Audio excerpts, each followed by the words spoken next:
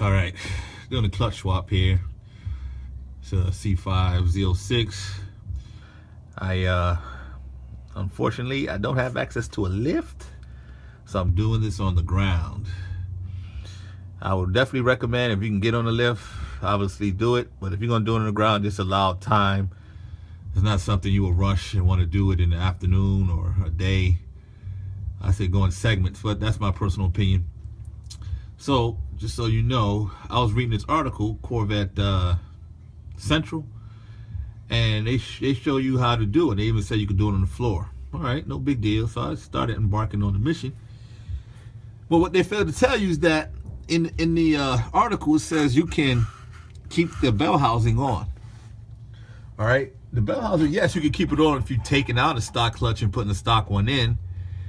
But not if you get in the aftermarket or even the ls7 clutch, which this one is. And it's funny, it looks like that's exactly what they have in the article. Is the ls7 clutch. So I'm like, man, why is this thing not fitting? So it simply won't fit. Save your time and save your effort. Loosen the bell housing. You don't have to take it all the way off. I loosened mine. I had pulled it up front a little bit, and I had enough space to get it in. All right, so. And over here, if you're looking at that screwdriver, that's what I use to, it's a little trick I use to be able to turn the bolts and torque them down to spec, all right? So it looks flimsy, look like it'll come off. It's held steady with everything I've done here. So you just got to get it up against the wall there. Just line it up straight. And then once I start to turn, it goes up a little bit, and it hits the bottom of the bell housing and holding the flywheel in place. All right, so that's the backyard mechanic way, and I'm just giving a little insight for anybody who want to do this on the floor. Any other recommendations on top of my head? I'm trying to think now.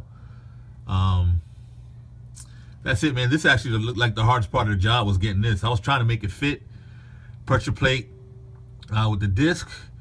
I was trying to make it fit under the bell housing. That was not happening. I even pulled the dowel pins off. I was like, man, maybe the dowel pins will help. Give me a little clearance. Nope. So I had to loosen the bell housing.